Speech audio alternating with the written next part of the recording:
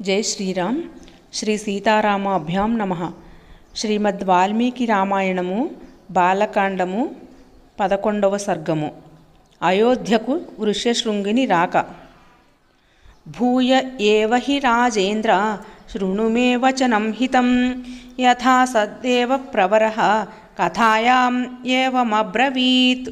ఇక్ష్వాకూణాం కులే జాతో భవిష్యతి సుధార్మికః. రాజా దశరథో నామ్నా శ్రీమాన్ సత్యప్రతిశ్రవః. అంగరాజేన సఖ్యంచ తస్య రాజ్ఞో భవిష్యతి. కన్యా చాస్య మహాభాగా శాంతా నామ భవిష్యతి. పుత్రస్తు సోంగరాజస్య రోమపాద ఇతి శ్రుతః. తం స రాజా దశరథో గమిష్యతి మహాయశాః. అనపత్యోస్మి ధర్మాత్మన్ శాంతా భర్తా మమ క్రతుం. ఆహరేతత్వయా జ్ఞప్తః సంతానార్థం కులస్య చ.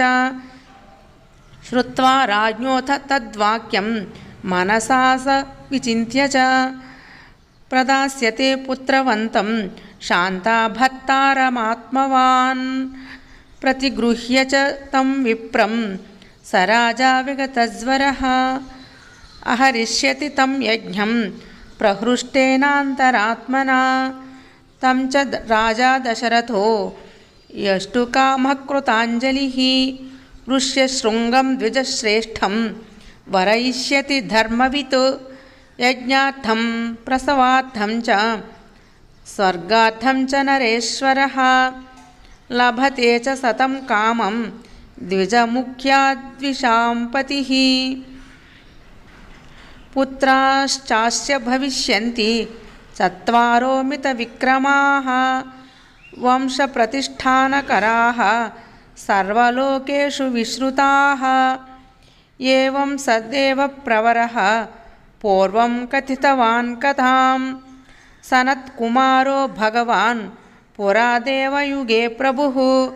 సత్వం పురుషశార్దూల తమానయ సుసత్కృతం. స్వయమేవ మహారాజ గత్వా సబలవాహనః. అనుమాన్య వసిష్ఠం చ సూతవాక్యం నిశమ్య చ.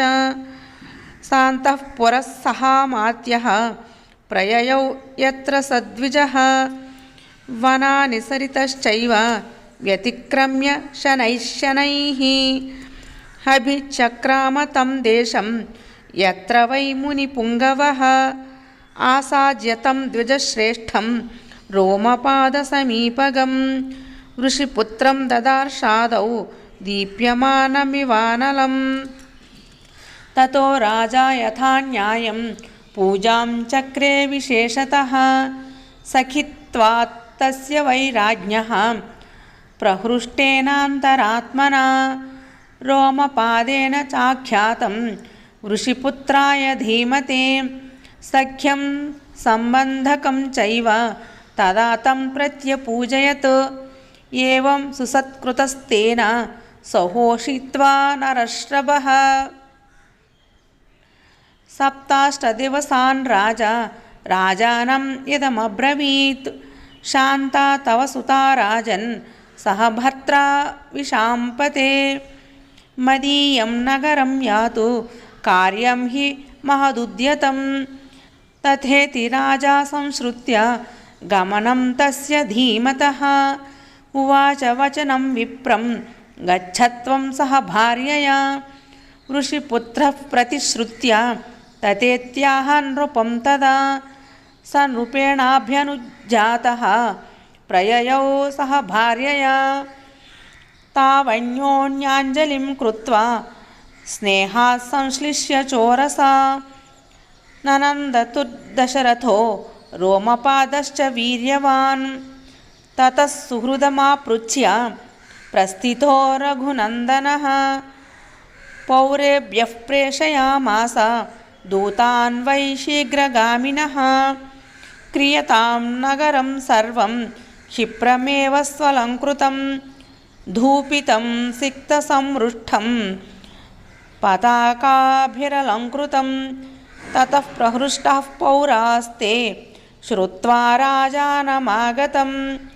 तथा प्रचकृत्तत्सर्वं राज्ञा यत्प्रेषितं तदा ततः स्वलङ्कृतं राजा नगरं प्रविवेशः शङ्खदुन्दुभिर्निर्घोषैः पुरस्कृत्य द्विजर्षभं ततः प्रमुदिताः सर्वे दृष्ट्वा तं नागराद्विजं प्रवेश्यमानं सत्कृत्य नरेन्द्रेणेन्द्रकर्मणा अन्तःपुरं प्रवेश्यैनं पूजां कृत्वा च शास्त्रतः कृतकृत्यं तदात्मानं मेने तस्योपवाहनात् अन्तःपुरस्त्रियः सर्वाः शान्तां दृष्ट्वा तथागतां सह भर्त्रा विशालाक्षीं प्रीत्यानन्दम् उपागमन् पूज्यमाना च ताभिः सा राज्ञा चैव विशेषतः उवास तत्र सुखिता कञ्चित्कालं सहत्विजा। इत्यार्षे श्रीमद् रामायणे वाल्मीकिये आदिकाव्ये बालकाण्डे 11 सर्गः। जय श्रीराम।